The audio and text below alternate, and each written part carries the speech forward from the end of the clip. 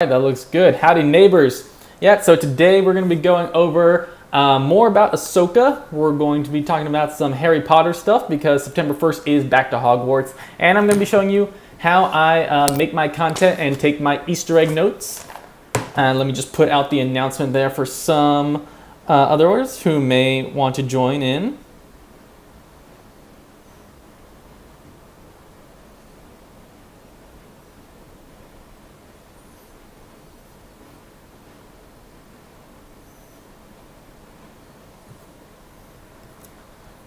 Okay, so I'll go here,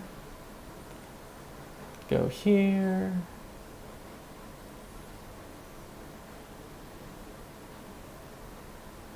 copy that,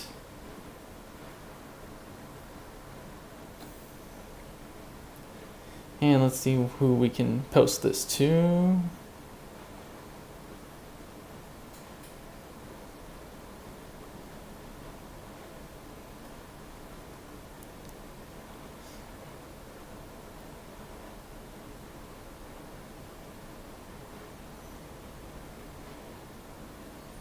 That works there.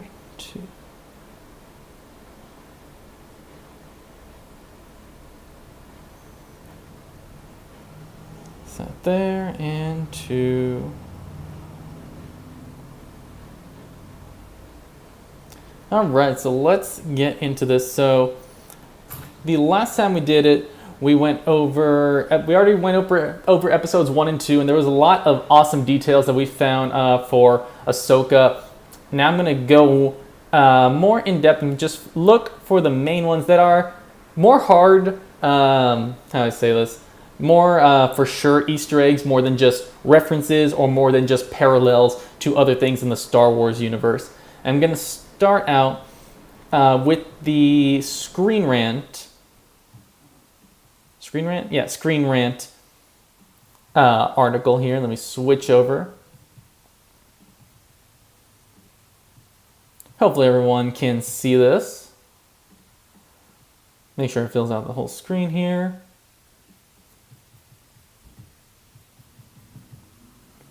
All right, so the Return to the Star Wars opening crawl, that's more just a connection. It's not really a hard Easter egg. Opening crawl is red. Imperial Remnants, again, that's just a mention. Setting up Grand Admiral Thrawn. I'm not even sure like why that's in this article. It's like we already really know that. It's in the trailer. It's in it's in the all the way back to Mandalorian season 2 where she says where is Grand Admiral Thrawn. Bringing back some characters to Star Wars Rebels. From Star Wars Rebels, I should say. Traditional Star Wars opening shot. That's a good one. I'm going to write it down just for reference, but probably won't actually use it in the video itself. So I'm going to put Ahsoka, episode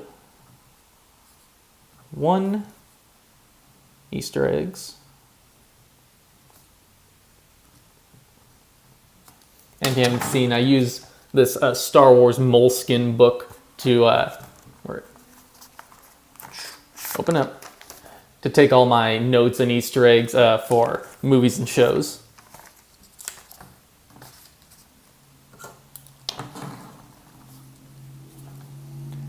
So we have the Mon Cala ship that comes out over the opening.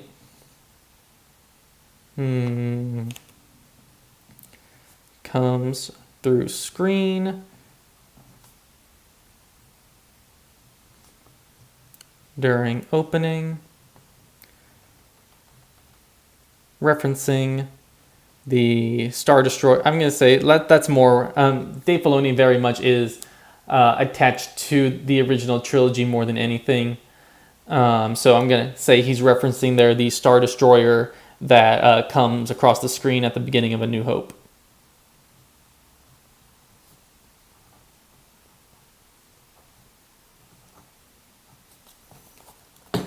All right, let's see what else we got here. Balin Skull's new. I still have It's like, I don't know why they would use the phrasing like that. Baylan Skoll is Ahsoka's new Darth Vader. We get it. He did a hallway scene. He's a really good villain so far through these first 2 episodes. But Darth Vader was like the greatest of all time. Return to Morgan Elsbeth. She's a Night Sister. I really like this when they say that rescuing Morgan Elsbeth is in reference to A New Hope. Again, that's not like a hard Easter egg that you can point from one reference to another to make that connection. But it does very much feel the same vibe as A New Hope, where in A New Hope you have Han Solo and Luke Skywalker impersonating stormtroopers to try to get Princess Leia out of her cell. Here you have Baylan Skoll and Shin Hati impersonating Jedi using Jedi clearance codes to break out Morgan Elsbeth. And then, of course, Han and Luke have to break out Leia to get the plans of the Death Star to the rebellion. And then here you have Baylan and Shin have to get Morgan out to unlock the map to find Thrawn and bring back the Empire. There's a lot of good parallels there here. Ahsoka visits a Night Sister temple on Arcana. Design is reminiscent of the Fallen Order Zepho. Yep. Zepho being the planet in Jedi Fallen Order where you... No, that's not where you meet Marin. You meet her on Dathomir. What do you do on Zepho? I remember the planet. I just can't remember exactly what happened on the planet. But yeah, the design does have a reminiscent feel to that. Ahsoka Starmike come back to the Rakata. And I didn't even catch this. I had seen another video that they actually mentioned the Rakata species in Andor.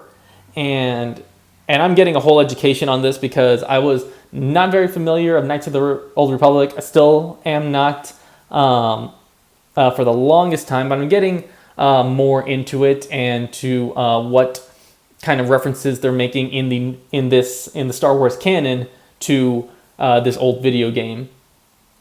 But yeah, so they mentioned the Rakata in Andor, and then here in Ahsoka they're mentioning this ancient race from another galaxy, and that very much fits what the Rakata were. And they were even the Rakata were even force sensitive and like were able to take over a galaxy. So, and with them going to another galaxy, at least that's what it looks like in these first 2 episodes. They could be drawing inspiration, or they just might go full on and show us the Rakata in the show. David Tennant is Huyang from Star Wars The Clone Wars. Use the Mind Probe. Still goes by Fulcrum. Okay, here's a good one. Ahsoka's ship is T61974, and that is actually in reference to Dave Filoni's birthday. Dave Filoni was born right here, it says, in June of 1974. What if the new galaxy has its own Jedi Order? Well, first of all, welcome to the stream. Loparev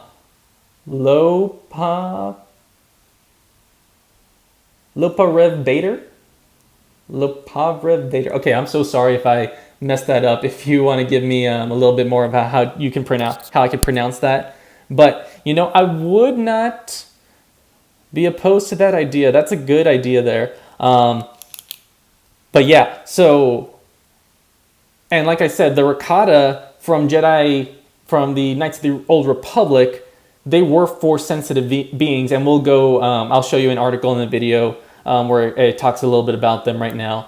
But it would not, how do I say this? Like, I don't think that they would actually be called Jedi. It's like they might have their own term for it. They might have their own philosophy for it, because like I'm sure Jedi has a specific definition with the Jedi Order and what their belief system is. So, but I do think that they might have their own force-sensitive beings, and maybe even we'll see some new force powers. And we might even see, maybe like you're saying, a Jedi Order. Maybe we will see a group of them who all share this common belief about the Force. So that's a very interesting idea. Thank you for bringing that up. Just gonna write this one down right here. So like I said here, Ahsoka shuttle. She says the number is T61974. Dave Filoni was born on June 7th, 1974. So 6 June 1974 right there. Nice little Easter egg. And as soon as she said 1974, it's like, that's a year. I'm not sure what it was for when I initially watched it, but now knowing Dave Filoni's birthday, it's a pretty clear reference. So Ahsoka shuttle number is T61974. Dave Filoni's birthday is June 1974. Yes. Okay. And look, this is. I've gone over this article in past streams, and they.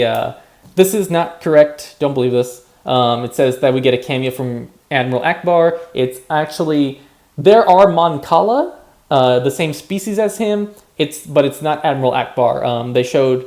I've seen side by sides, and it's definitely same species but different person. We get these paralleling shots. We got it in Rebels, where the first time we see Ezra, he's on the tower and a Star Destroyer flies overhead. Then we get, I think we get Ezra again, but with an X-Wings flying overhead. And then finally we get Ahsoka, Sabine with Ahsoka's ship flying overhead. This is a good one. I like these, because this one really surprised me. We have the character of, I forgot his name. Ryder Azadi, played by Clancy Brown.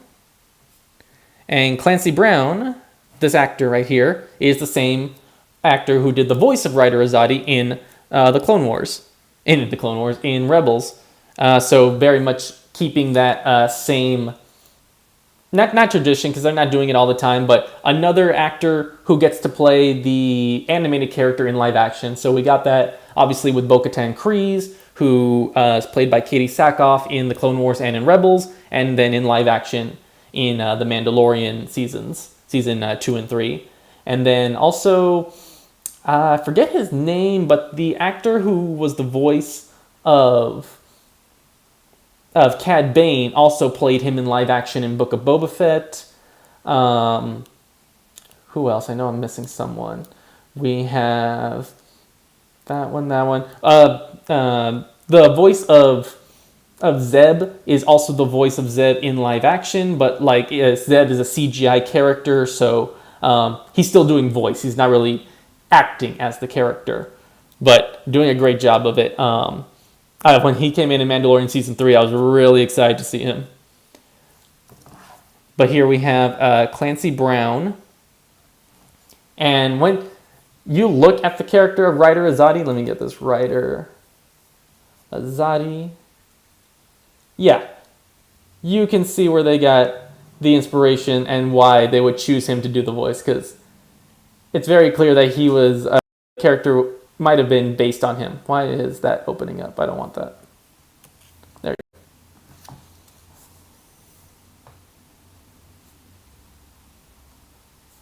So Ryder Azadi, played by Clancy Brown, same voice actor from Rebels.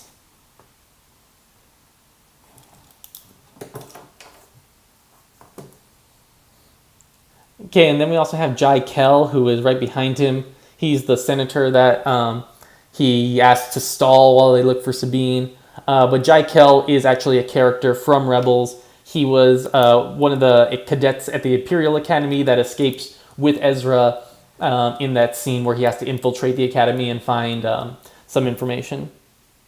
But this actor is not the same as the voice actor from Rebels. It's a completely different actor.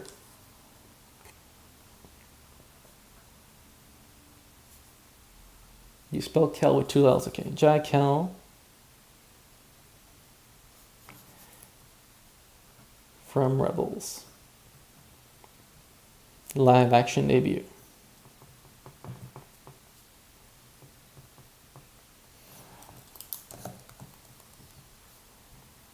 The Rebels mural, again, I don't really count this as an Easter egg. It's just a callback more because, I mean, we clearly see this mural in Rebels, and then we see the mural there in live action. E-Wing, so I would say that is an Easter egg, but I already pointed it out when I was reviewing the trailers, so I don't want to put it in a reel, an Instagram reel that is talking about the Easter eggs for this episode. I want to put some new information out there. But if you don't know, the E-Wing was from the Legends novels, and this is the first time we're seeing it in canon and in live action. Lothcat, again, great job with this Lothcat. I don't know if it's a puppet or an animatronic. They did some CGI work, you can tell in some of the little actions it does, but I mean, it looks really, really cool and very believable. I hope they bring this to like the Disney parks or something so we can see it walking around or something.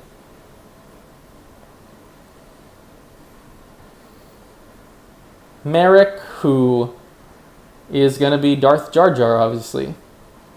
I'm just kidding. But like, we don't know who Merrick is. I mean, he didn't even talk in the first 2 episodes, but he looked dang cool. All dressed in his black Inquisitor garb, throwing off his cape like it's a samurai duel. And then giving a pretty good fight to Ahsoka. So let me just X this out. Sorry. All right. And yeah. So I'm excited to see where he goes and if it's any connection to past series. Huyang looking up the lightsabers. Shin's does look very much like Kanan's. And then him saying that Balin's skulls was a very unique design. Again, there's imagery. This shot of Shin very much mirrors a shot from Darth Maul in in Phantom Menace. Darth Maul, Tatooine.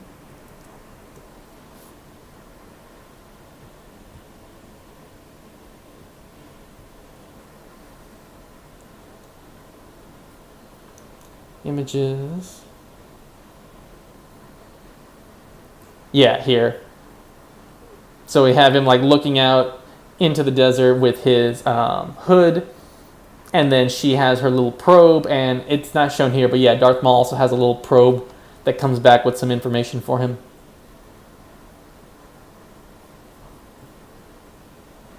HK assassin droids. Again, those originally debuted in the Knights of the Old Republic, or KOTOR as the abbreviation states, but we did already see them in Mandalorian Season 2, so that's not any new information. Ahsoka sends the past similar to Cal Kestis, so yeah, we know that from Force Psychometry is a power that a lot of, not a lot, but it's, let's see, we have Quinlan Voss who can do it, Cal Kestis. It's kind of in a book called The Force Collector, where we have the main character who can grab an object and kind of sense the past of it. We see it with Rey when she picks up the lightsaber in Maz Kanata's castle, and now we're seeing it here with Ahsoka trying to reach out and see the events of the previous night when Sabine was attacked. So we go to Corellia, which is the homeworld of Han Solo, and the Millennium Falcon is also a Corellian freighter. Extragalactic aliens, again with the Rakata. So it looks like she's using some Night Sister magic here with the green flame. Purgle, okay, so I'll get to that in another video. I mean, like in a video that we'll see here in just a little bit, but okay, so Morgan Elsbeth's ship is adapted to Star Wars Outbound Flight. Let me look that up real quick. Similar concept to the hyperdrive rings in Star Wars Episode 2. That's what this reminded me of immediately, was the... Oh, we got a raid here. Hey, Rose Garden M. Thank you so much for the raid. Thanks for being here. I am going over Ahsoka episodes 1 and 2. I'm going to show you all how I make my reels for Instagram. And welcome on in, Raiders. My name is... Let me switch over and give you the full view real quick. My name is Danny Fandoms, and I love so many fandoms: Star Wars, Marvel, Harry Potter, Disney, Pixar, and I talk all about the nerdy things, looking them over for specific details, Easter eggs, and today we're going over the Easter eggs from the Ahsoka episodes 1 and 2, and I'm going to show you how I make Easter egg reels that I post on my Instagram. I'll drop the link for that right here.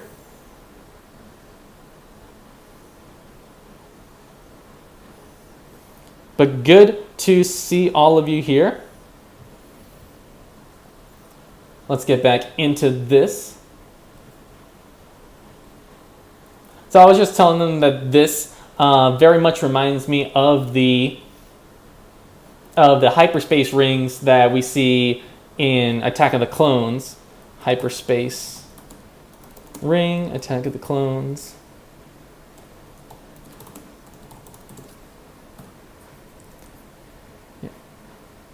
That the Jedi starfighters use to jump into hyperspace. It's clearly much bigger because it's yeah, let's go back. Where's that shot? Because in the show they say that it's using it's using how many, like 7 or something? It's using a lot of hyperdrives from super star destroyers, which again were huge ships, and so that should give you a sense of the scale of what they're trying to do with this one. But I was going to look something up. What was it? Outbound Flight. I believe that it says here it's part of a Thrawn novel. Star Wars.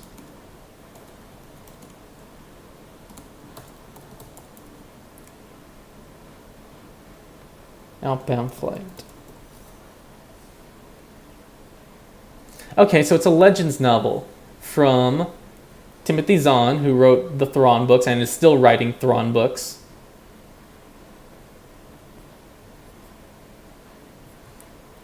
So that's interesting. So I'm not too familiar with it. Let's see what it says here. Outbound Flight of Star Wars Legends. Whoops, almost dropped my book.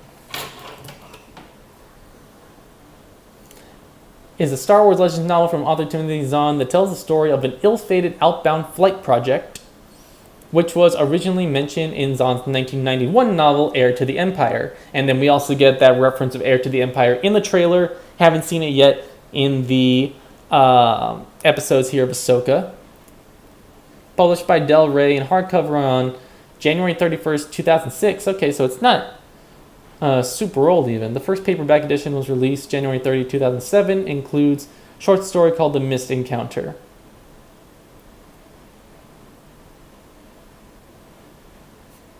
Thank you so much for that follow, Rose.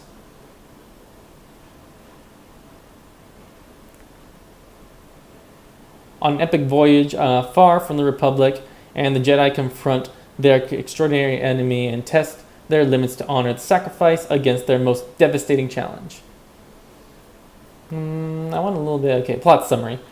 5 years after the Battle of Naboo, a smuggler's freighter, the Bargain Hunter, is fleeing trouble with the crews of 3, Captain Dubrak, Quento, Maris Farasi, blah, blah, blah. This is a lot. I want, like, the main meat.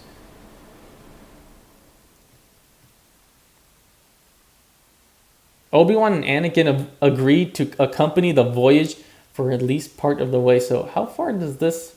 When does this take place?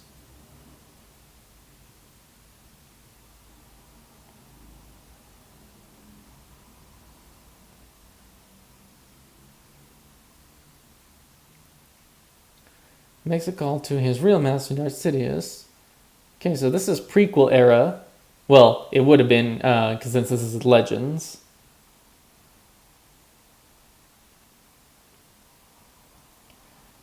Praga the Hutt. To escape, Kars punches a random hyperspace coordinates that sends the ship into the unknown regions.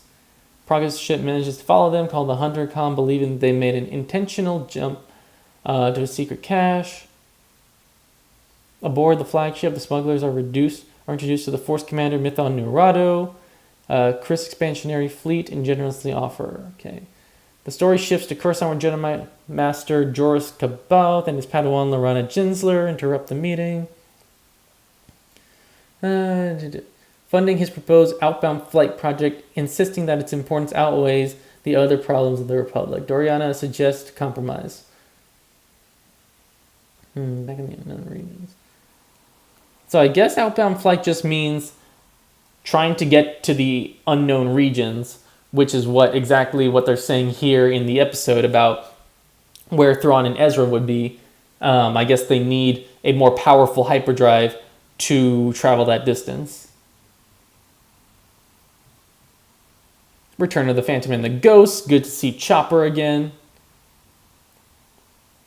Again, another parallel there with Sabine cutting off her hair, reminding us of Kanan also cutting off his hair. The Denev sector. Yep, sorry. Hello? Yeah, but I need to do this stuff over here, right? Okay, you want? What do you want? What do you want? I was folding? Still have more stuff? Not folding, but like I'm washing and like for some reason one of the towels is like super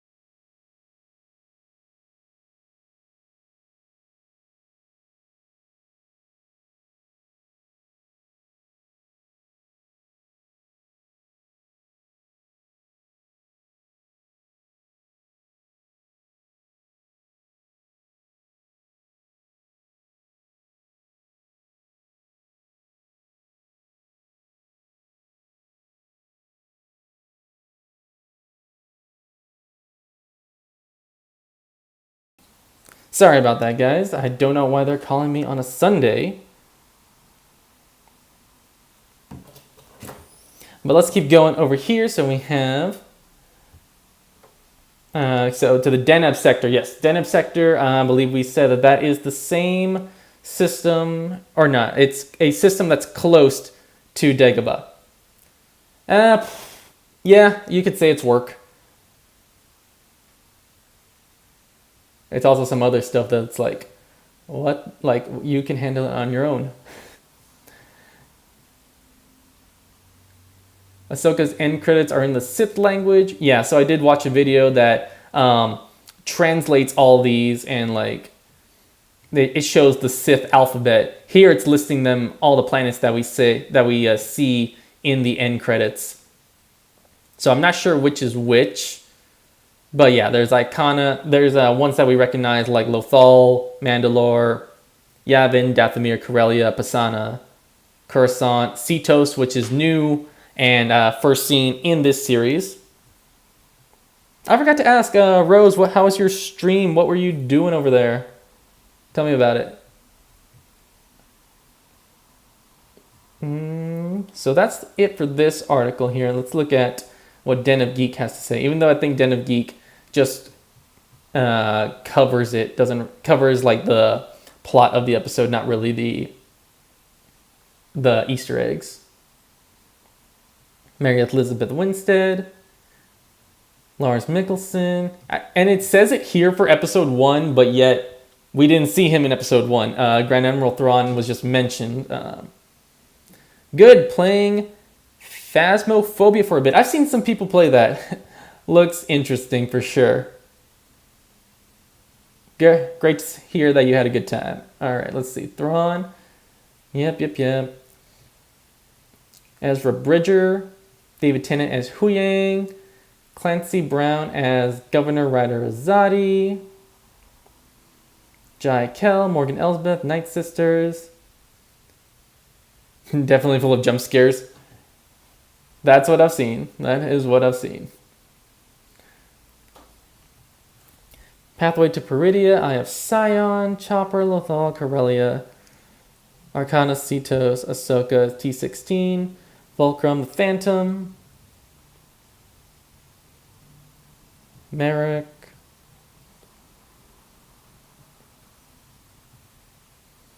All right, so let's get out of these articles. Let's go back to the New Rockstars videos. Again, these guys do a great job breaking down Star Wars, Marvel, lots of the big blockbuster movies and TV shows.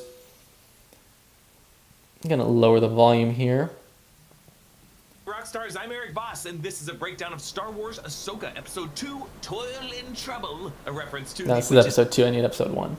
This one.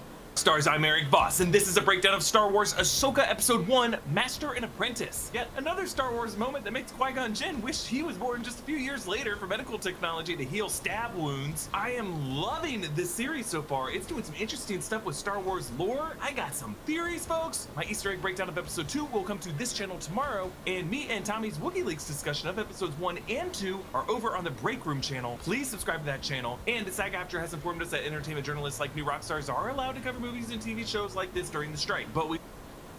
Also, Rose, were you able to catch the episodes? I know last time you said you hadn't seen them yet. Means of getting a fair deal from the AMPTP. All right, let's get started. We open with a red Lucasfilm logo with some amazing music from composer Kevin Kiner.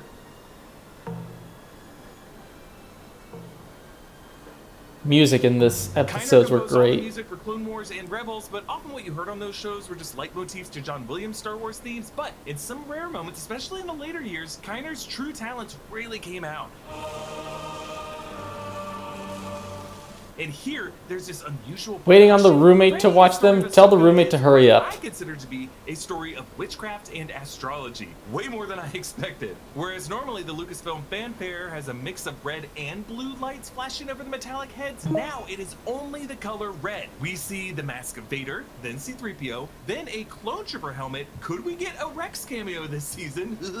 Then the head of an HK assassin droid, then the helmet of Marok. That's the mysterious new Inquisitor who joins Balin and Shin. Finn, then Hu Yang, then a Stormtrooper, then Chopper, and then finally the Mandalorian Night Owl T-Visor design of the helmet of Sabine Wren. Red is also the color of a new take on the Star Wars opening crawl, which is incredible. It's red instead of yellow, and rather than bending backward into space, it just scrolls upward. So why the difference? Why the prominence of the color red here? Well, I think it's because we are in a dark era where a new narrative is being written. It's not a story of ragtag resistors bringing down an evil Goliath. Here, the good guys start the story in charge, and they are letting control slip away to the forces of evil. Now, this opening crawl catches us up with who Ahsoka is, who Morgan Elsbeth is, and who Thrawn is. Now, I've made some other videos about Thrawn, but he is awesome. Come from Timothy Zahn's 1991 Heir to the Empire Thrawn trilogy, a character who is brought back into Star Wars Rebels, an animation voiced by Lars Mikkelsen, who will play the character on this show. He's a blue-skinned Chiss, an Imperial Admiral, a brilliant individual. We last saw him at the end of Rebels when he and Jedi Ezra Bridger were zipped out to hyperspace by a pod of Purrgil hyperspace whales. They're obsessed with Baldur's Gate, so their time is taken. Yep, I've seen a lot of streamers playing that. Purrgil, P-U-R-R-G-I-L, is plural. You don't say Purrgils, just a group of them is called Purrgil. It's okay, we're all kind of on a learning curve with the Return of the Jedi. That's To sum up the past 20 years in one Darn word, these ads. exceptional. It's one of our core values. But our people. That's why the bridge has the same swivel chair that we saw Admiral Akbar sitting in, and in Rogue One, Admiral Raddus sitting in. Captain Hale is played by Mark Rolston, who played Drake in Aliens, and First Officer Jensen Corbett is played by Shakira Barrera, aka Yo-Yo from Glow, and the Navigator their aquatic cities into starships for the Rebel fleet. The approaching ship is an Eta-class shuttle, which is... I'm going to write that one down. I like to have at least 5 in an Instagram reel. 5 quick little Easter eggs. Let's see. So I'm going to write down like a whole bunch of them and then like just pick out the ones I think are the most going to resonate with the fans. So we have in Baylan and Shin. Fly an Eta class shuttle.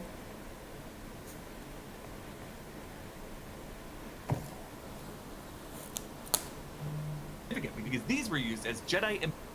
And they're used by the Jedi Order.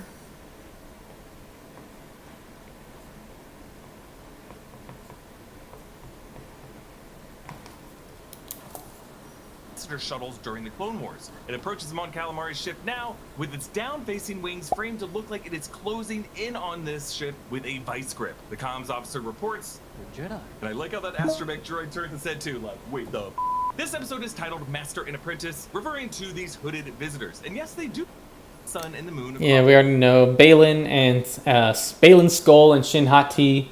Skull and Hati are wolves from Norse mythology. I think this is a good one. I'm gonna write this one down, even though he doesn't. I don't think he necessarily mentions it in this video. But yeah, there's little Purrgil images right here in the star map.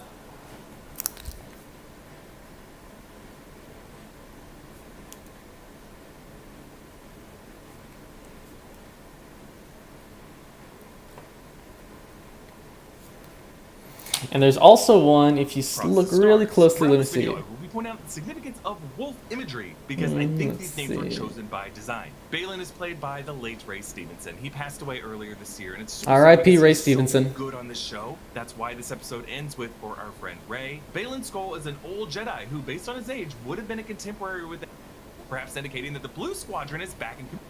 Up the Jedi way.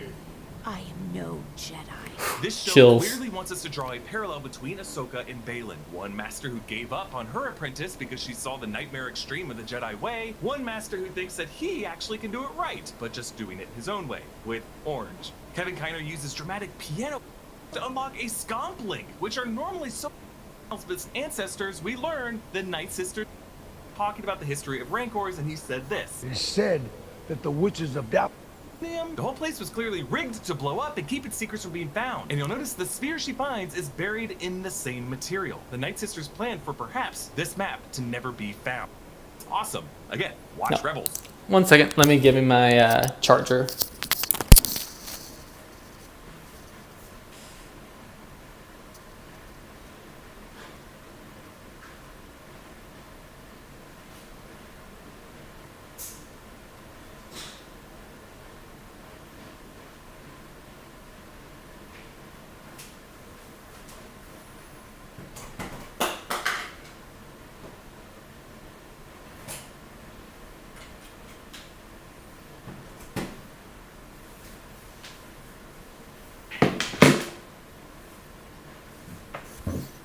Alright, let's plug this in. There we go. Ahsoka does this awesome move of So, again, this is Ahsoka throwing the lightsabers into the ground, spinning them to create an opening. was to spin her lightsabers through the ground around her and dropping herself on that disc to the level below. And she did the same Move to in Star Wars The Clone Wars. But again, I pointed this out when we were looking over the trailer, so that's not new information here. Clone Troopers in the Clone Wars Season 7 finale on that crashing ship. On the walls of this temple are engravings of constellations, the 3 Night Sisters, and these spears that 2 are holding, 1 is levitating. And again, 3 of them, mirroring the 3 witches, the weird sisters of Macbeth, which get referenced in the title of episode 2, Toil and Trouble. Ahsoka lines up these rotating pedestals, reminding us of like the Fifth Element or a puzzle that you'd play in the Tomb Raider games. Now, if Thrawn was lost in just the past decade, why would a star map to his location be buried in an ancient temple thousands of years prior? Obviously, this map points to a location Thrawn just ended up at. Thrawn didn't just go to a where, he went to a when, I think. And the pathway to that when-where was lost thousands of years ago. In fact, Elsbeth's interest in Thrawn might have come from Thrawn being mentioned in old Night Sister bedtime stories that she grew up with. Could Thrawn end up being this like 1885 Dr. Emmett Brown figure that all the people at the post office were taking bets on? Ahsoka rises to find HK assassin droids waiting for her. Remember, Morgan Elsbeth used these on Corvus in that Mandalorian episode, but the way that first one was just frozen in place the moment Ahsoka hopped up is so creepy. Like it was creeping forward right until it was seen. Like you had to keep your eyes on it, or it will rush at you. They fight, and these droids end up activating these thermal detonators in their chests, just like they did on Corvus, and Ahsoka has to run for it and catches up with her T6 shuttle. Piloting it is Hu Yang, the Mark IV architect droid from the Jedi ship The Crucible, who appeared in Clone Wars as the professor who taught young Jedi about lightsabers and kyber crystals. I love that Ahsoka somehow tracked him down all these years after the Purge. He's voiced by David Tennant, so forgive me if I at times refer to him as Dr. Hu Yang. Now, real quick, we want to say thanks to Spin Master for sponsoring this video, as well as introduce their new brand 4D build, featuring licensed. I love the detail of the atmospheric moisture on the cockpit canopy, makes it all just feel so real. Ahsoka reminds Hu Yang that the Jedi Order does not exist anymore, and Hu Yang asked her how she got Elsbeth to confess the location of this map. Let's just say I didn't follow standard Jedi protocol. Yikes! Sounds like Ahsoka might have tortured it out of Elsbeth, perhaps using that Force torture that Kylo Ren uses in The Force Awakens. They get this call. Fulcrum, this is Home 1. Do you copy? Over. Their call sign is Fulcrum, which was Ahsoka's rebel codename during Rebels. On their approach to Home 1, they passed 3 X-Wings, which I'm just gonna assume are the ones piloted by Trapper Wolf, Jib Dodger, and Sash Ketter, because the cameo trio of Dave Filoni, Rick Famuyiwa, and Deborah Chow always shows up in these titles. Ahsoka's T6 soars past Home 1, matching the framing of Lando piloting the Falcon past Home 1 in the Battle of Endor and Return of the Jedi. Inside this hangar, Ahsoka is greeted by General Harrison Dul to look in shock at the teal navigation protocol that Shin Hati presumably sliced. We saw this droid in the opening scene, and as we'll see in episode 2, Hu Yang shares 3PO's sense of mortality. They meet in one of the Mon Calamari council rooms that we saw Mon Mothma giving a briefing in Return of the Jedi, with the same circular benches. Ahsoka tells Hera that the map contains the location of Thrawn, whom Hera thought died in the Battle of Lothal, but Ahsoka said it was never confirmed. If Thrawn survived, does that mean Ezra? Yes, they are season 2, but broke. Intuitive sit to start in the all-electric ID4. It's But broke out, who knew Ezra's parents and joined the rebel cause. He was voiced by Clancy Brown, who plays him in live action here. Also on this dais is Senator Jai Kell, another character from Rebels, the cadet in the Lothal Imperial Academy alongside Ezra Bridger. Kell was believed to be Force sensitive. Benny Thomas plays him here, but the animated version was voiced by Rufio actor Dante Bosco. They're standing in front of this. I'll be right back again.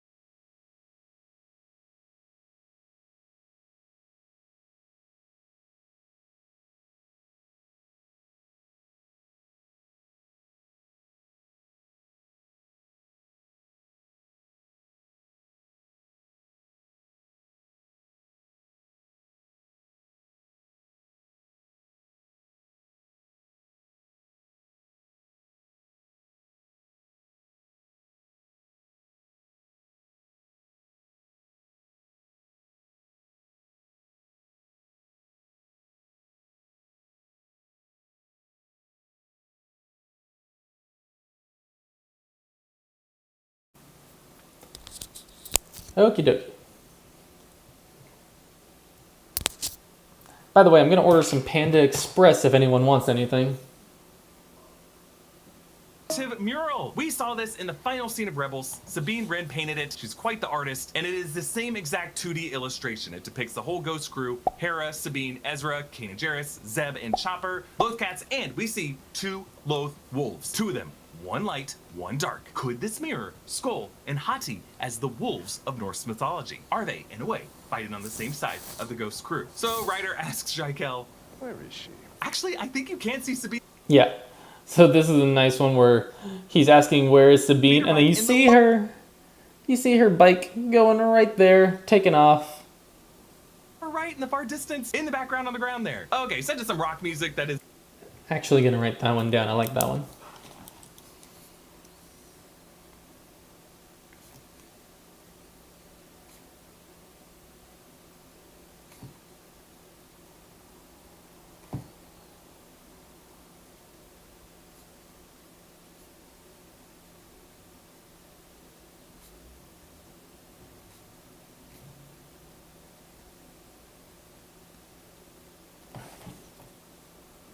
definitely not common for Star Wars. Sabine Wren, played by Natasha Leo Bordizzo, speeds down this Lothal highway. She's wearing this helmet with some Lothcat drawings. Y'all know she's Australian. Natasha Leo Bordizzo. Did not know that. I barely figured that out today.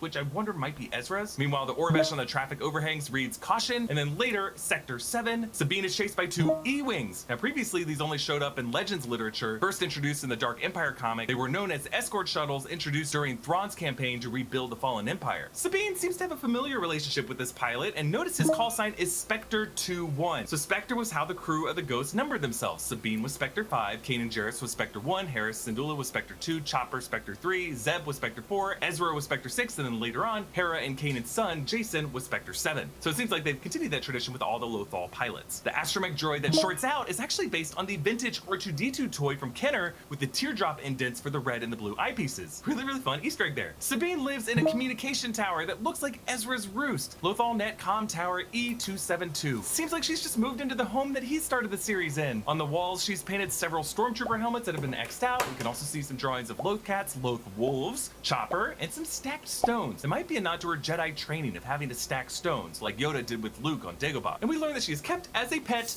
My favorite character in this series, this spotted Loth cat, which looks like a mix of VFX in the wide shots, but in close-ups, a practical puppet, which is similar to the mix of VFX and puppetry that brought Grogu to life. Just like Yeah, Grogu, go ahead. I want one of Thank you these for the things. work, Rose. Loth cats, a reminder, are native to Lothal. We actually saw one in live action growling at Grogu in The Mandalorian. As Sabine feeds this furball, in the foreground under the table collecting dust is her old Mandalorian helmet. Sabine came from the Mandalorian house. So let's just write in the E-Wings from Legends.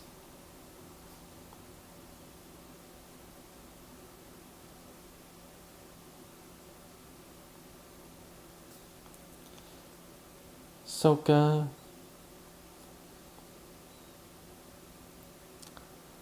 Lightsaber spin.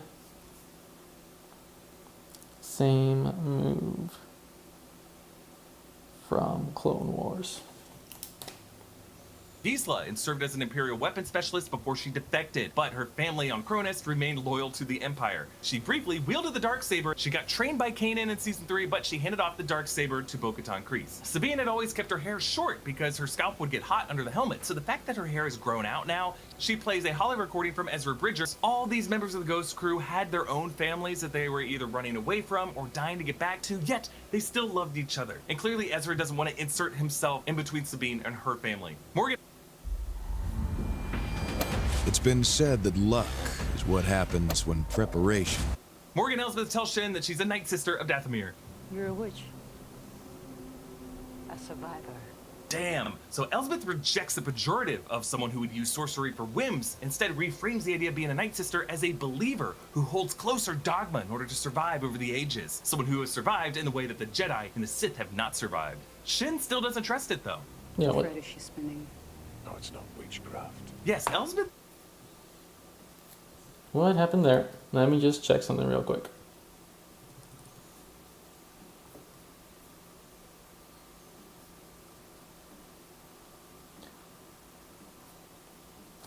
Check my own channel. Why does it show I've only been live? Check my own channel. Why does it show I've only been live? Check my own channel. That is weird.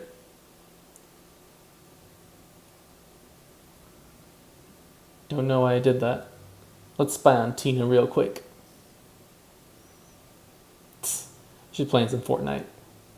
Not Fortnite, yeah. No, yeah, Fortnite. Alright, so let's get back into this Easter egg breakdown here. Is obsessed with the idea of fate and prophecy. And spinning thread comes from the Greek archetype of spiders and the fates spinning thread and weaving the tapestry of the future. But Balin, notice, no longer sees it as a bogus superstition. But with Balin is an inquisitor who we still know little about, Merrick. Merrick. Their helmet is similar to that of the eighth brother in the... Yeah, I had noticed that in the trailer, how it looks very similar to the eighth brother from Star Wars Rebels. Because we never saw the eighth brother really die. He just fell, and he's like just been presumed dead for all this time. You know, it wouldn't be the biggest stretch for him to say that he came back.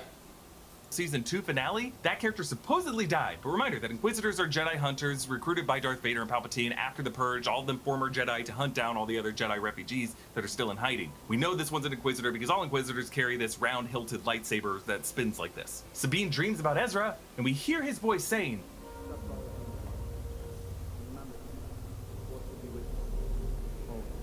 and if you look closely in the corner of this room behind her are some Stormtrooper helmets, including a few Scout Trooper helmets. So this is something I think other people missed because I did not see it in other videos or articles. We know this one's an Inquisitor because all Inquisitors carry this round-hilted lightsaber that spins like this. Sabine dreams about Ezra, and we hear his voice saying...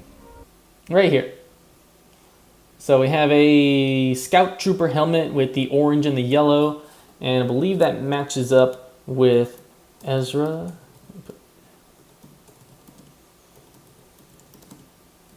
Scout Trooper helmet.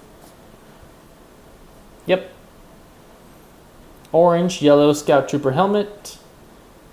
And an orange and yellow Scout Trooper helmet. So I'm going to write that down. I can't believe he didn't point that out in this one. Alright, so I'm going to put Ezra's orange Scout Trooper helmet.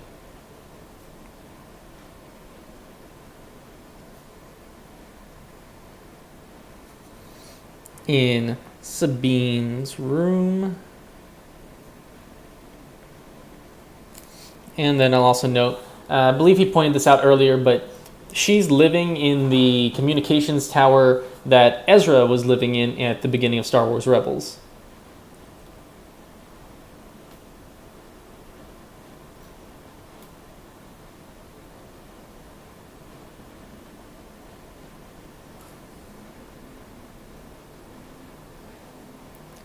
Ezra.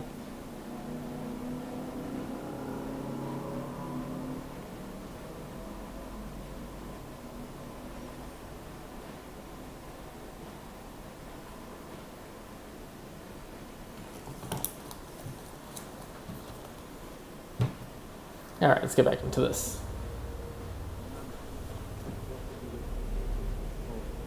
And if you look closely in the corner of this room behind her are some Stormtrooper helmets, including a few Scout Trooper helmets. They kind of look like the one Zeb stole for Ezra from that Scout Trooper who jumped on board the Ghost. The kid wants your helmet. Sorry. They also wore some Scout Trooper helmets when they first went into the Jedi Temple on Lothal. There's just a lot of different instances that they would have these from. This shot of Sabine looking out from the comms tower at the two X-Wings and Ahsoka's T6 mirrors the opening shot of Ezra in Rebels, Season 1, Episode 1, when he looked out at the Star Destroyer that arrived to Lothal. Writer Azadi scolds Sabine. We missed Sabine. Everyone was there. Not everyone.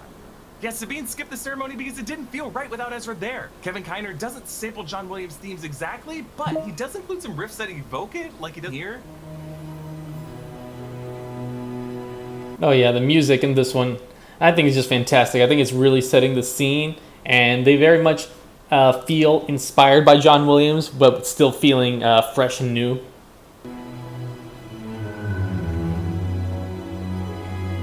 Sabine re-enters the T6, and Kevin Kiner includes some sweet flute and clarinet and bell chimes, which really is just some classic John Williams tones that you hear in movies like E.T. Her bunk includes drawings of more Lothcats and Chopper, some stacked stones, and some TIE fighters. Rebels ended with Ahsoka rejoining Sabine to go off in search of Ezra Bridger, but now it's implied that Ahsoka taught Sabine in the Jedi ways, and that it didn't go too well. You never made things easy for me, Master. There is nothing easy about being a Jedi. Yeah, Ahsoka knows this quite well. All her Jedi relationships ended in tragedy. So Sabine steals the map and gets tracked by Shin's probe droid, reminding us of Maul tracking Qui-Gon and Phantom Menace. Meanwhile, Hera tells Ahsoka, I bet your master found you difficult at times. Anakin never got to finish my training. Before the end of the Clone Wars, I walked away. Gonna do something real quick here. Sorry, guys. Let's just need to copy that link.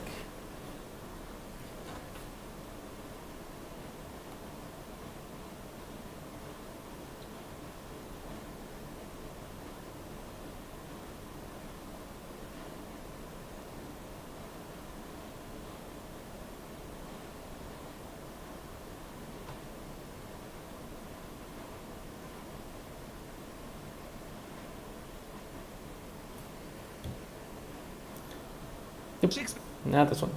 This one. I'm a Jedi. the framing of this shot with Hera's projection behind Ahsoka's shoulder mirrors the framing of Ahsoka in the Lothal Jedi Temple in Rebels Season 2 Episode 18 when Anakin's ghostly form appeared over that same shoulder and turned into Vader, and finally here she began to come to terms with the fact that her parting ways with the Anakin was followed almost immediately by Anakin's fall to the dark side, and that is guilt she carries with her to this day. Sabine... Dr. Drew and my wife Susan here, we want to show you something. Oh my gosh, with all these ads. This guy all over your feed claiming the cutting... Sabine inspects the map sphere and deduces that the three witch statues align with this three-pronged symbol, realizing that the map's key is contained within it, and uses this Rubik's Cube twist-in of its different faces to realign it and act.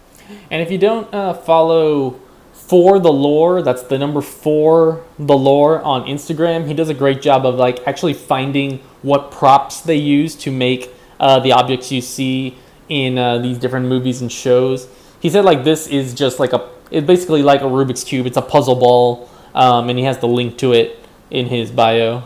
So again, significance of the number 3. 3 witches, 3 faces. 3 is the witch's number. It's also the number of the Divine Trinity in the Star Wars mythology of the Father, the Daughter, and the Son of Mortis. With this map decoded, it projects around the sphere the galaxy they are currently in with a path to another galaxy. Episode 2 explores this path to Peridia a bit more. I'll get more into it in tomorrow's breakdown, but just to tease my theory, hey Tina, thanks for lurking. The Rakatan invaders, an ancient civilization far predating the Jedi and the Sith, something explored in Knights of the Old Republic with star maps in that game, and the path of the Purgle could lead back through time to the Rakatans. I would roll my eyes at this theory, but the Lucasfilm team inserted a Rakatan Easter egg in Andor. Andor, of all things. They want us to think about the Rakatan invaders. Sabine gets attacked by these HK droids. They steal the map. They blast her shit. She runs into Shin Hati, and she ignites the green lightsaber of Ezra Bridger. Sabine even starts patiently, standing at the ready position, just as Ezra taught her to do with the Darksaber, but Shin is more patient. She lets Sabine charge first. Big mistake, Sabine. Notice how Sabine uses these desperate overhead chopping motions, leaving herself vulnerable, and she tries to rush to the end of the fight with just one power blow.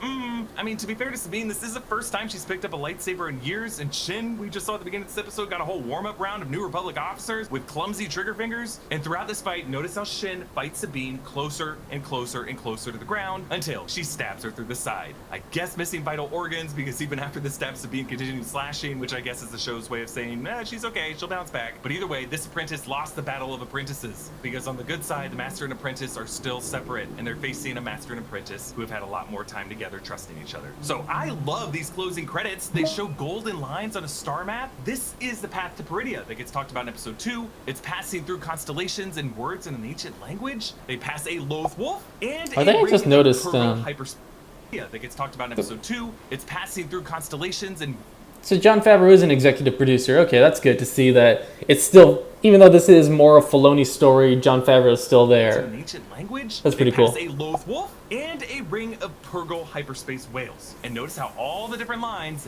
beam back to one destination. This is likely where Thrawn is and where Ezra is. Remember, the Loth Wolves and Rebels led Ezra into the world between worlds. That is a realm between points in time. It's the closest Star Wars has ever gotten to time travel. Yes, it's crazy, but based off of these first 2 episodes, it seems like we might be going there. The Purgle could operate on a bridge that takes us through hyperspace, through time, and the reason this path leads to Thrawn seemingly in one destination, it's not because Thrawn just hasn't ever gotten up from his chair wherever he is, it's because that destination doesn't lead to a place, it leads to a when. More on this in tomorrow's breakdown of episode 2. I want to thank Noah Chen for his research help with this breakdown, and again, please check out our Rebels rewatch series for more. Alright, so that's episode 1. So let's recap real quick what Easter eggs we have for episode 1 of Ahsoka. So we have the Mon ship passing through the passing over the screen, very much a reference to the Star Destroyer passing over the screen in Star Wars: A New Hope. We have the Ahsoka's T6 shuttle. The number call sign on it is 1974, of reference to Dave Filoni's birth year being 1974. We have Ryder Azadi coming from animated to live action and being played by the same actor. We have Jai Kell moving from animation to live action, different actor on that one. Balin and Shin flying an Ada-class shuttle, which we see in the Clone Wars as a shuttle that the Jedi Order uses.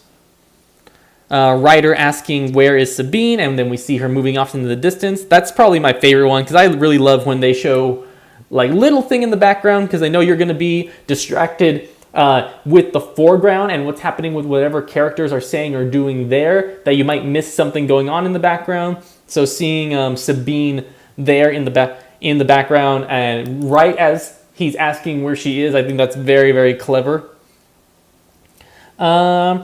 Ezra's orange scout trooper helmet, and then Sabine living in the same communication tower as Ezra. So I think we have 1, 2, 3, 4, 5, 6, 7, 8, 9, 10, 11 in total. Oops.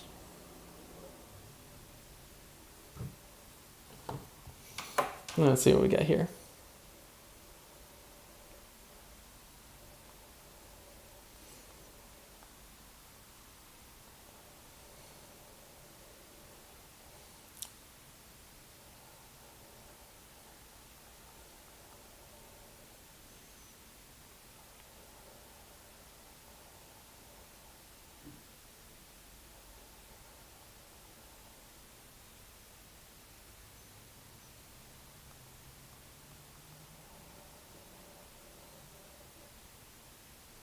No, sorry, I gotta get something.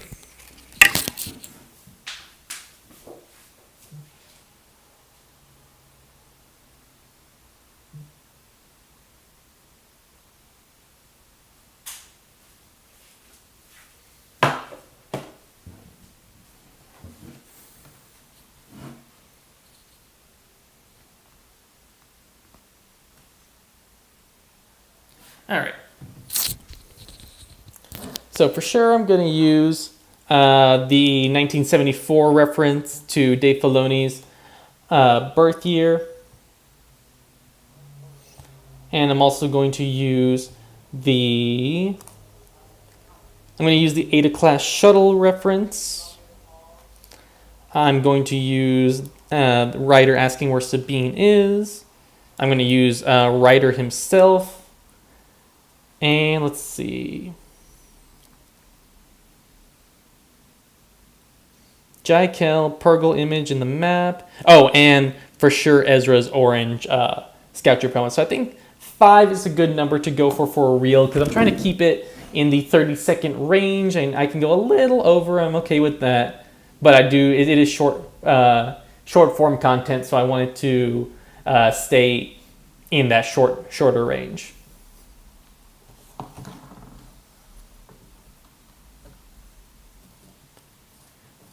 So now let's go on to episode 2.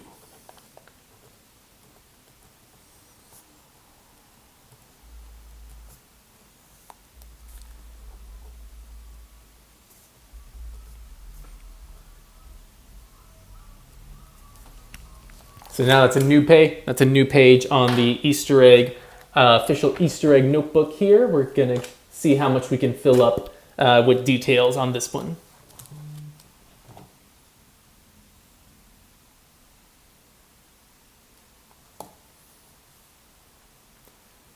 So let's get into this Act one. 4, Scene 1, because in Ahsoka, witches be crazy. Fair is foul and foul is fair in the state of the New Republic. So let's break down this episode scene by scene and explain why Morgan Elsbeth said time before the word space. Where we're going, we don't need Purgo. And yes, you may have noticed I'm wearing our Fulcrum shirt available at nerdriot.shop. It's the best way to support what we're doing here at New Rockstars. Also, heads were reflected only in red light, but Now let's actually look up some articles here. So let's put Ahsoka episode 2 Easter eggs. Let's go through the ones we've already seen before, because there should be definitely some references I missed the first time around.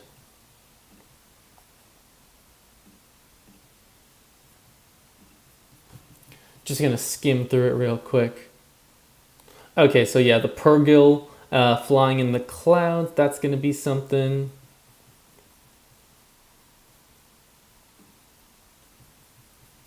Go through here, no.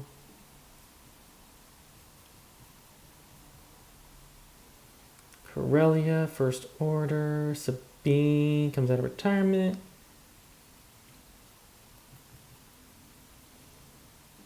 Okay, Ahsoka episode 2, Breakdown, Lothcat, Star Map, Ex-Imperials, Huyang, HK Droids, Kanan reference, Deneb Sector,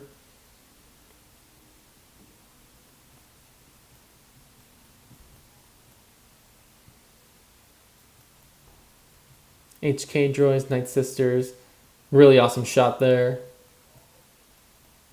Superstar Destroyers, and the Eye of Sion.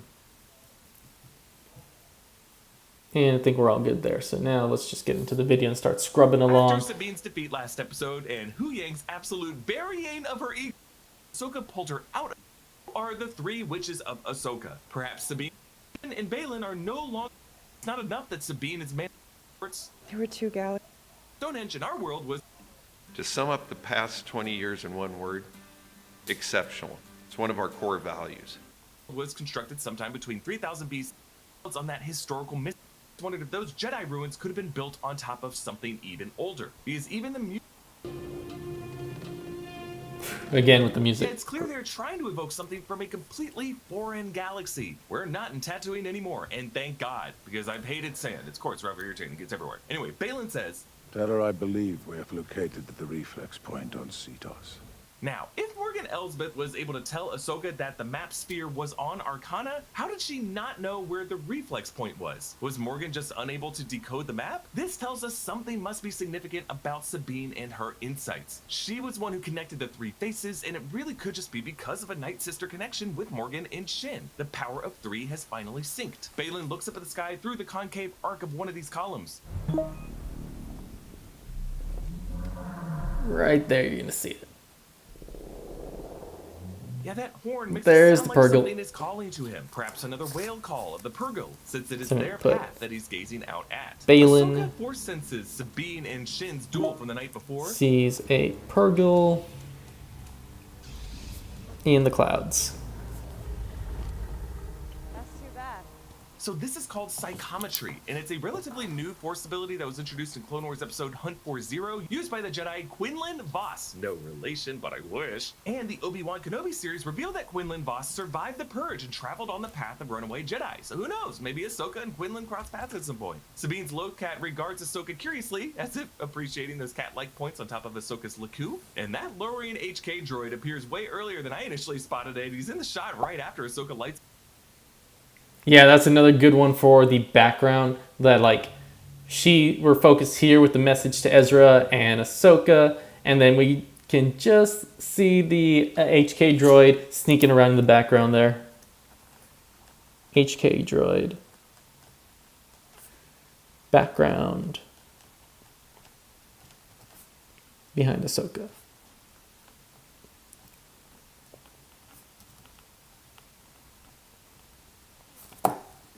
Ezra hologram. As that Lothcat did to warn Sabine, it now hisses at the droid here, and Ahsoka takes it down. Sabine dismantles his HK droid head, and I just really appreciate how heavy it seems when she rotates it on the table. The weight of it tells us how much it must have hurt fighting these things hand to hand. Also, little details, Sabine's fingernail polish is chipped from her picking at them and probably from all the gear tinkering she does. Sabine does work on an explosive droid head in a hospital and deduces it is from Corellia. Remember, Sabine is a former Imperial weapons specialist. She's not afraid of doing... And like fun fact here, but this is actually a video game, a little handheld video game. They just, they painted it, added some extra pieces to it to make it look like this little device that Sabine is using to work on the droid. Kind of work. Morgan Elsbeth catches up with the rest on Cetos, and Balin asks, This place was not built by the Jedi. Whose work is it? An ancient people from a distant galaxy.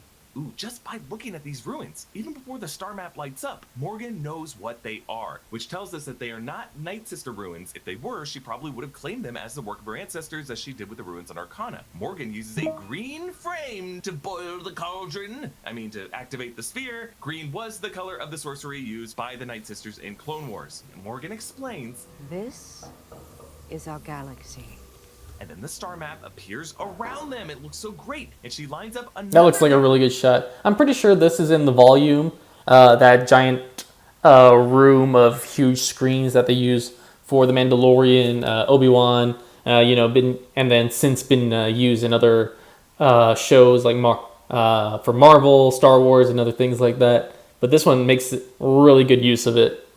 In a ring, in this... Look at the Purrgil. I'm going to say that there's Purrgil.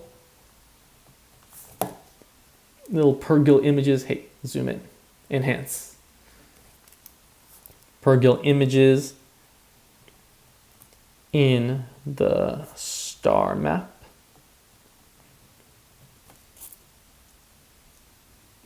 Notice is lined with Purrgil, the hyperspace whales. This tells us that this must be a kind of migratory path for the Purrgil. It's something that they're all destined to head back to. And this is where they whisk Thrawn and Ezra in the Rebels finale. Morgan goes on in my favorite line of the episode. That is our destination.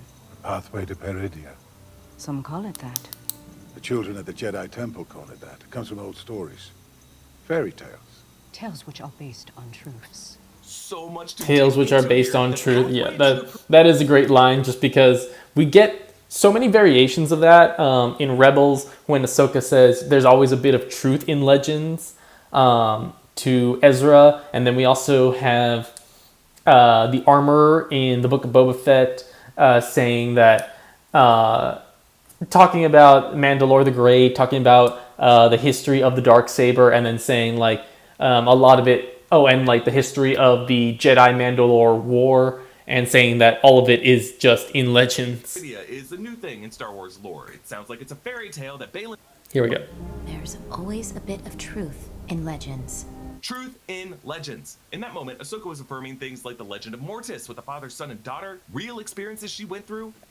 Really the best of expanded universe fiction from Timothy Zahn's novel starting in 1991. At this point, it had been categorized as legends, but with the return of Thrawn, he made Thrawn canon once more. Now, when we ask who built this star map, who built these ruins, there are a number of ancient civilizations in Star Wars lore we could look at that predate the Sith and the Jedi. Like the Gris was a warring species from the unknown regions that threatened Thrawn's civilization, the Chiss Ascendancy, but I am betting that the ancient people from a distant galaxy that Morgan refers to are the Rakatans. So the Rakata, aka the Builders, were an ancient amphibious humanoid species, the race believed to have invented hyperspace technology. As a force-sensitive race, the dark side corrupted the Rakatans and turned them into cruel warriors who enslaved every other species they came across, forming their infinite empire. The Rakatans actually came up in the Knights of the Old Republic game, which also involves star maps such as...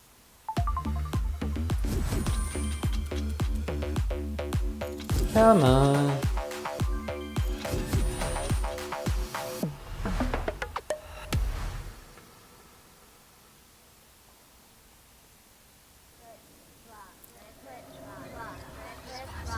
Hey, Halloween Horror Nights. Anyone want to go to that?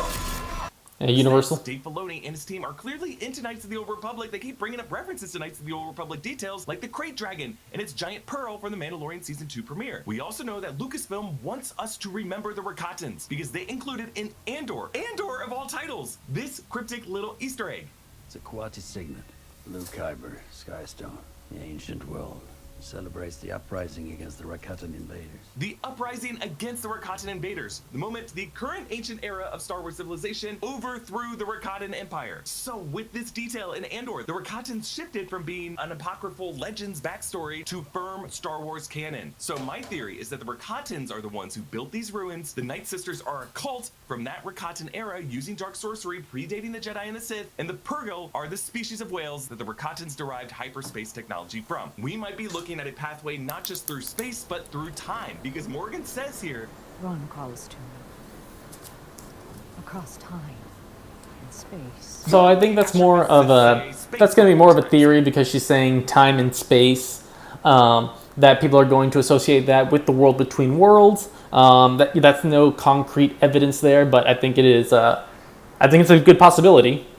According to Einstein's theory of relativity, which I recognize does not apply to the Star Wars physics, but in our world, according to the theory of relativity, gravity affects our perception of the passage of time, and time is a dimension theoretically navigable the way space is. This has been the basis of much science fiction and fantasy, including Frank Herbert's Dune, Christopher Nolan's Interstellar, and yes, George Lucas's Star Wars. And Morgan says time first, though. And I believe the reason this path to Peridia leads to one fixed point, when Thrawn as a living figure would presumably be able to move around in that galaxy wherever he is, the reason why it just points to one spot is that this path doesn't lead to a point in space, it leads to a point in time. And this wouldn't be the first time Star Wars touched on time travel, because in Rebels, Season 4, Episode 13, Ezra Bridger ventures into the Lothal Jedi Temple. Yes, we know. Of the Lothal moment that Ahsoka fought Darth Vader and that they destroyed the temple at the end of that episode because knowledge of the future or futures, that the ability to perceive the future, the mentions of ancient civilizations and Thrawn speaking to Morgan through time and not conclude that they're. It can also be really rewarding to zoom out and look at things like story, pacing, and character development. For a movie, you can just let it play out. But when you're the target of analysis, it's better to get some help from BetterHelp. Regardless if you have a clinical mental health issue like depression or anxiety, or if you're just going through a hard time, therapy can give you some tools to answer a few questions about out here. As Morgan listens to those whispers through time, it does sound like the whisper says the word Morgan. So is Thrawn part of the Night Sisters himself, or is there another acolyte of Thrawn's, wherever he is, whenever he is, who is calling out to Morgan? As Morgan leaves, Baylan tells Shin that once they find Thrawn, for some it will be war, for others a new beginning, but for them, power. Such as you'd never dreamed.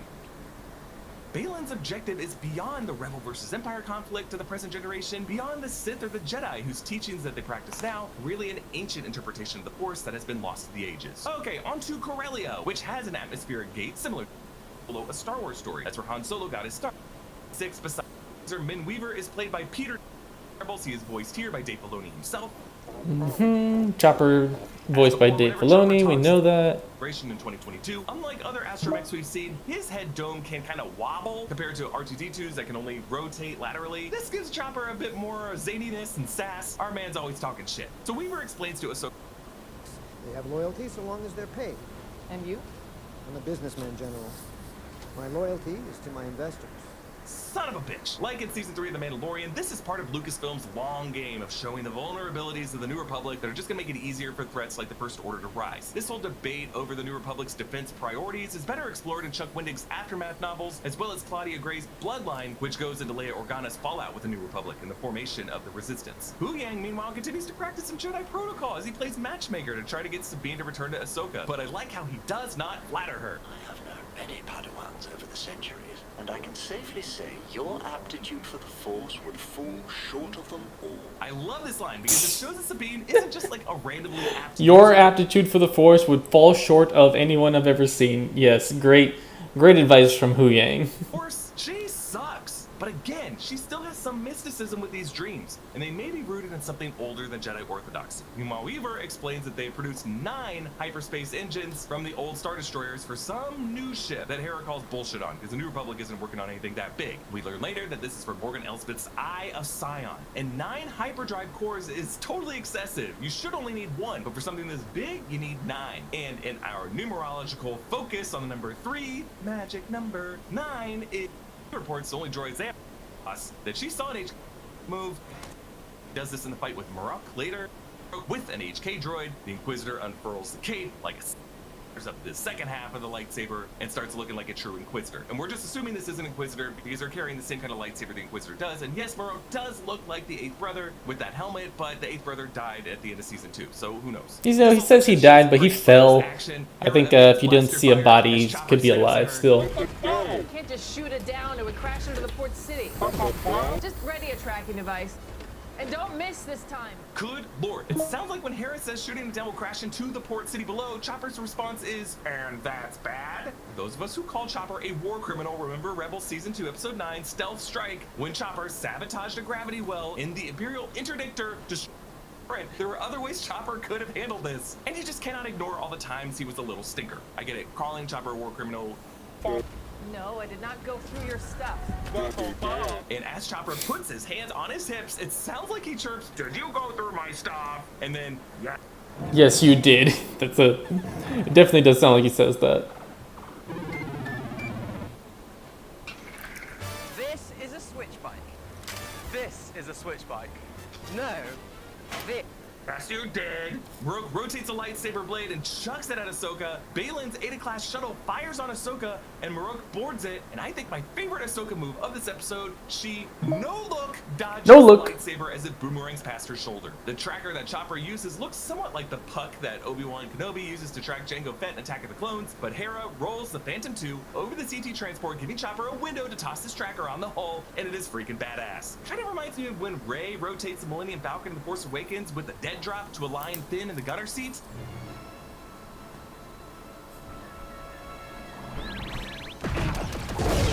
Look, I know some of you want to pretend the sequel trilogy didn't happen, but come on, this was sick. Chopper does a fist bump and then flexes his droid arms. He's a war criminal. Back on Lothal, Sabine gives her Locat a well-earned scratchy scratch for saving her and Ahsoka's life. Sabine digs out her old Mandalorian armor that she wore throughout Rebels. One pauldron. Could be cotton. I'm just gonna write that down.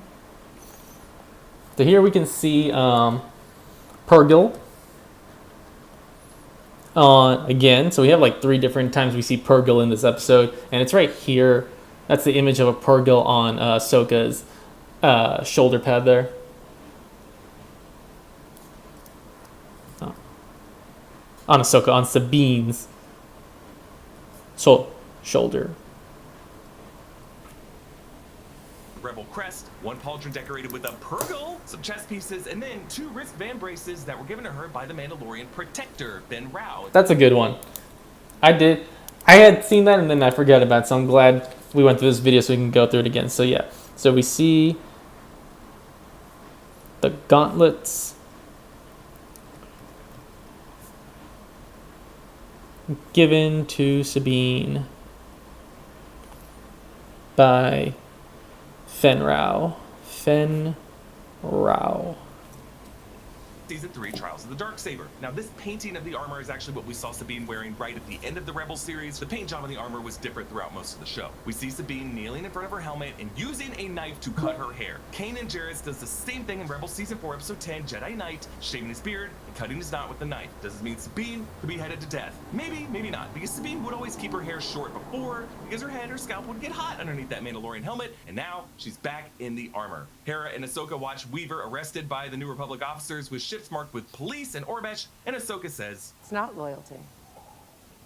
It's greed. We see Sabine back in her armor on the Lothal Tower at sundown, the lighting matching the final epilogue scene of Rebels perfectly. She touches the mural she painted of the Ghost Crew, just as she did in that scene, and Natasha Lyonne Bordizzo is shot from Ezra's perspective at this downward angle, making her head look just a bit larger than it would normally, and she's never looked more like her animated self. Also, like in the final scene of Rebels, Ahsoka appears behind her, ready to whisk her away on a mission to find and rescue Ezra. But there's one key difference. In that scene, Ahsoka returned with staff in white robes. Now, Ahsoka's robes are a darker gray. Dave Filoni has long been interested in the character of Gandalf. Look at that. Talking about looks like we have like...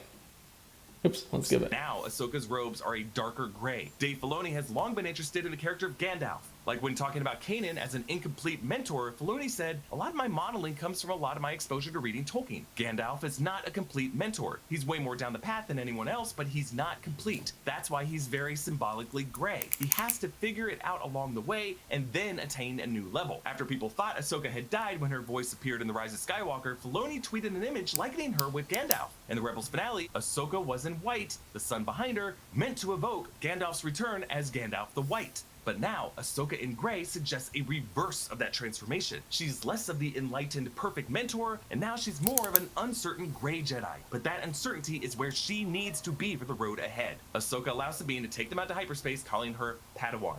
And I don't think we're looking at a Jedi Master and Apprentice, but something in between. So this episode ends with the Eye of Sion in orbit over Cetos in the Denab system. Its 9th hyperdrive core plugs into this vast ring. Assuming the 2 big engines on either side contain 2 cores each, that would add up to 9. But at the top of this...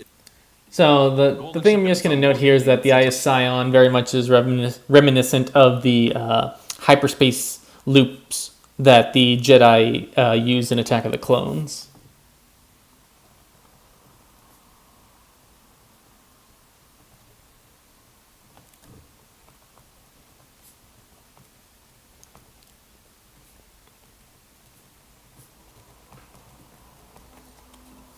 in earlier. Moreau, Balin, and Shin appear through a different medium of hologram, one based more on green dust. This is different than the blue flickering holograms we normally see, and it's a lot clearer, better resolution. I'm assuming this is a kind of Night Sister magic based on the green color tone, but it shows us that this ancient magic is far superior to the current technology. Balin meditates for a moment and he says Ahsoka's presence in the Force is elusive, but her determination is vivid. He goes on to say, Kill her.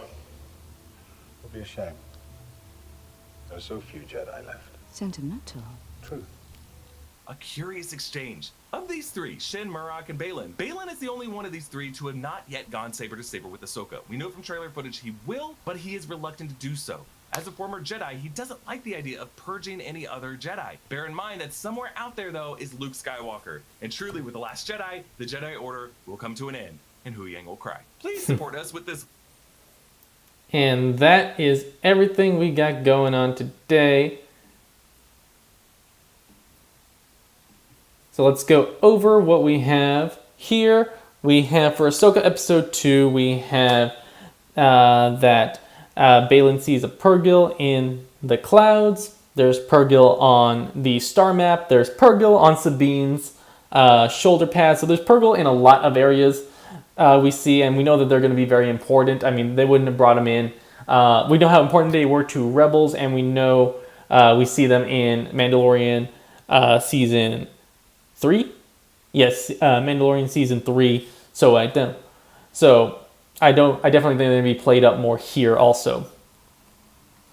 It might be that the ancient civilization mentioned by Morgan is going to be the Rakatan, which were from Star Wars Knights of the Old Republic. And finally, we see the gauntlet. We see the gauntlets that Sabine was given to by Fen Rao. So I think I'm going to use... There weren't many in this one, in any article or video that we looked through today. So I think for sure I'm going to use the Balin Skull one because I don't think a lot of people noticed that. I'm going to use the Gauntlet one. I'm going to use the Purrgil in the star map. And the Eye of Sion being reminiscent of a hyperspace ring. But that's all I wanted to do for today. It's a bit of a shorter one today. But I don't think there's anybody that I follow who's actually on right now. I know a lot of people are over at Brick Slopes, which is a LEGO convention in Sandy, Utah. Looks a lot of fun out there. So I think a lot of people are traveling. It's Sunday. People might be, getting ready for dinner, getting ready for work. I think we're just going to end the live here. But I want to thank anyone who chatted, who sent in questions, and who lurked today. And thank you so much to Rose for that raid. And so I want to get into some Harry Potter stuff today, but I think we'll save that for next time for sure. Again, thank you so much for being here. I'll see you all next time.